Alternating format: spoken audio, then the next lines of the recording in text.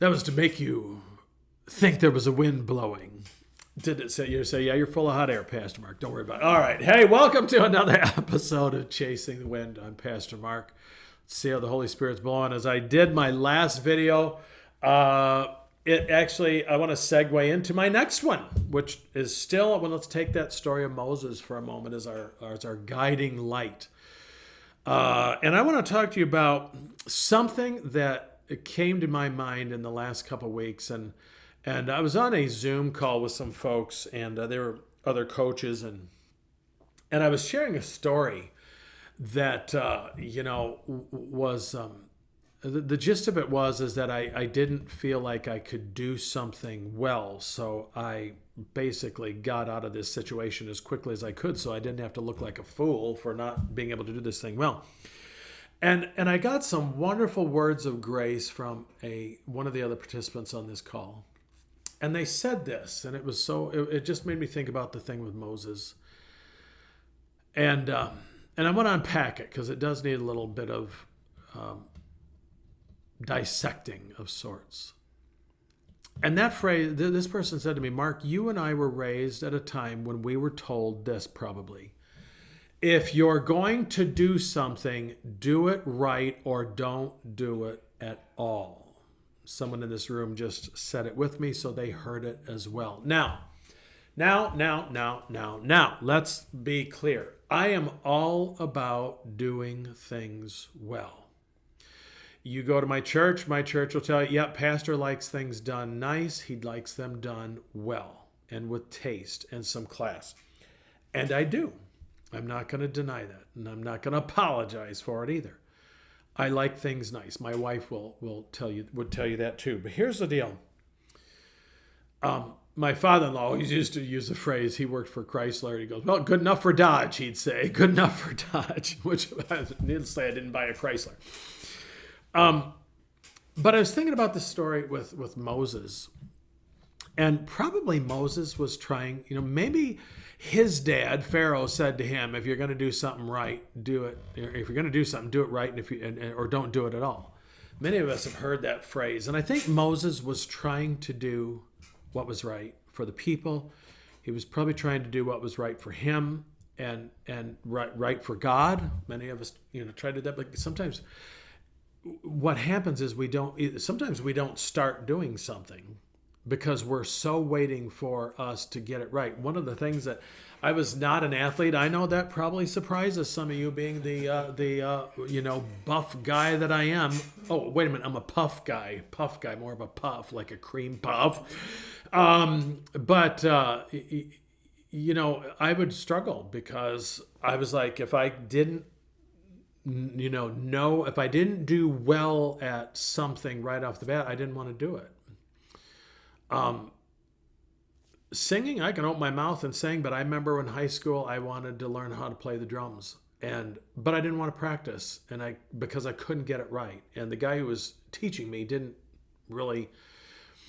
I was impatient. I wanted to do it right. I wanted to be able to do all that stuff, and it's like, nah, you got to learn to go boom, boom, boom. Like, well, this ain't fun. Who wants to do this? And so, if it didn't come easy to me, I didn't want to do it. Now, I've learned a lot since then. College helped me. And especially when I learned there was a process by learning, and that one class would feed into another class. And it was just a beautiful thing, and it's helped me. But I also know that at that particular time, the story that I was sharing with this group, and this person gave me, those were wonderful. That was an eye opener for me. That is a self-limiting belief. Is that I got to do everything perfect, and it led back to another self-limiting belief of mine that said I must not look stupid. And if I don't do it well, and that was one of my things, is, I remember being in this junior high, they called it biddy basketball or something, and someone passed the ball to me, and I would run 3 or 4 steps before I started dribbling.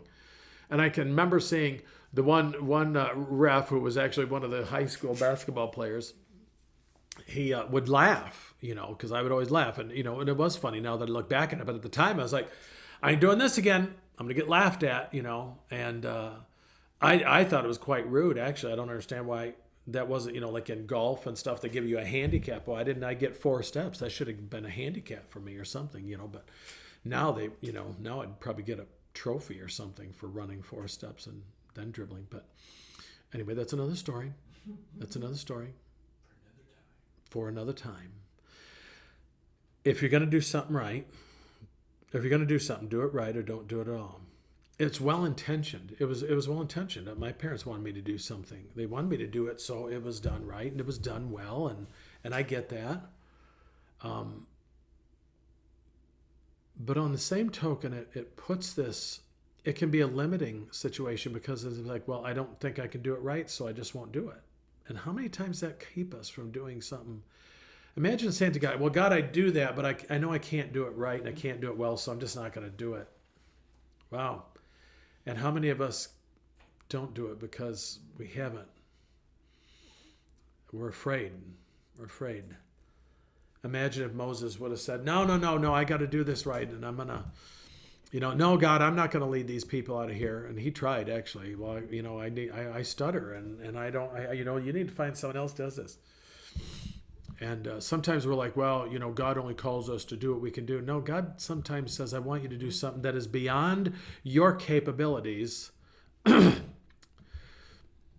beyond your capabilities, because you're going to need me for this.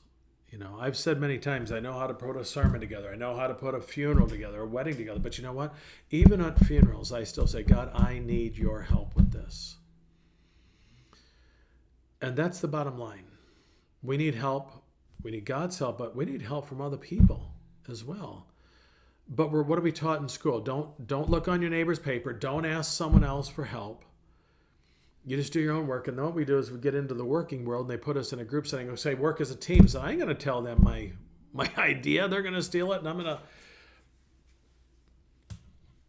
It's too bad we all can't live our lives in a way that's, is this a win-win situation? It's a win for me. It's a win for Andrew. It's a win for Bob. It's a win for Mel, whatever. And wow, yeah, that's a good deal. It's a good deal. We're both getting something good out of this. And wow, I can help you with that. I'm part of a community right now that they're very much willing to help each other. How can I help you with that? Oh, I can connect you with a person can help you with that. Why are we so afraid of that? Especially when that person can help us do something well. So, folks, I don't know what the Lord said to you through that, but maybe today you need to, number one, last week you were letting the plates fall if they needed to, using a little discernment with that. But maybe today you need to say, is there something I am not trying because I'm afraid I'm going to do it not good or not well or perfect?